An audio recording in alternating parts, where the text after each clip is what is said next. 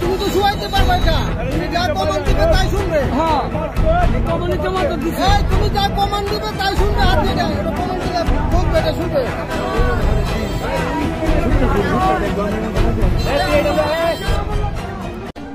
কিশোরগঞ্জ সদর উপজেলার bus stand এলাকায় হাতি দিয়ে চাঁদাবাজি করছিলেন মাহুদ রিয়াজুল মোল্লা।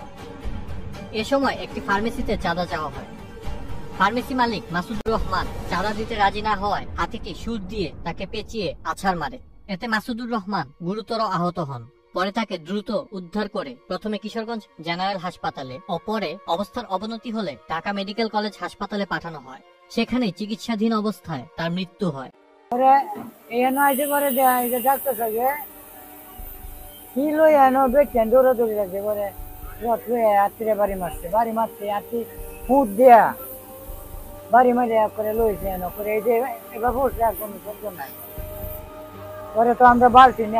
নিহত ফার্মেসি ব্যবসায়ী মোহাম্মদ মাসুদুর রহমান ময়মনসিংহ জেলার নান্দাইল উপজেলার সিংরেল এলাকার বাসিন্দা।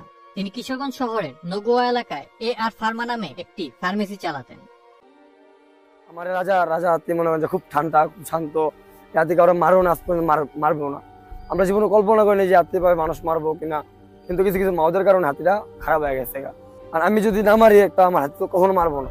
সবকিছু আমার ভিতরে যে রাজা তো জীবনে কাম করবো না, রাজা যে কাম করবো। আমি বলবো যে এই হাতি আমাদের এই যে ছোট কনজাস্টেড এলাকার মধ্যে ঢুকা, বাচ্চা কাচ্চা আছে, বয়স্ক লোক আছে, আজকে আমার কেন জানি মনে হয় এটার একটা ভয় পেয়ে একটা বাচ্চা কাচ্চা বুদ্ধি প্রতিবন্ধীও হয়ে যেতে পারে। কোনো একটা ভয় পেয়ে একটা বয়স্ক লোক এটা দেখে স্ট্রোক করতে পারে ভয়ে। সেই জন্য বন বিভাগ, পশু সম্পদ বিভাগ এবং আমাদের প্রশাসনের কাছে জোর দাবি জানাচ্ছি যেন। কিশোরগঞ্জ সদর মডেল থানার ভারপ্রাপ্ত কর্মকর্তা মোহাম্মদ গোলাম মোস্তফা ঘটনার সত্যতা নিশ্চিত করে জানান, এই ঘটনায় হাতি ও হাতির মাহুতকে আটক করা হয়েছে।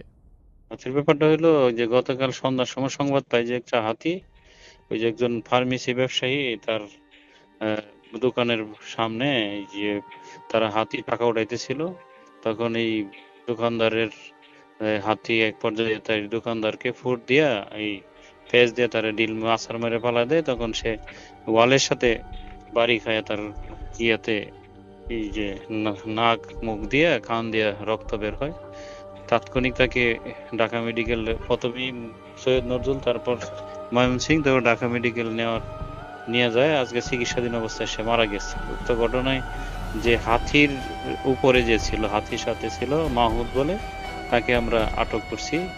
এই মৃত্যুর যে আত্মীয় স্বজনের পক্ষ থেকে যদি অভিযোগ পাওয়া যায়, অভিযোগ পাইলে আমরা প্রয়োজনীয় আইনগত ব্যবস্থা গ্রহণ করব।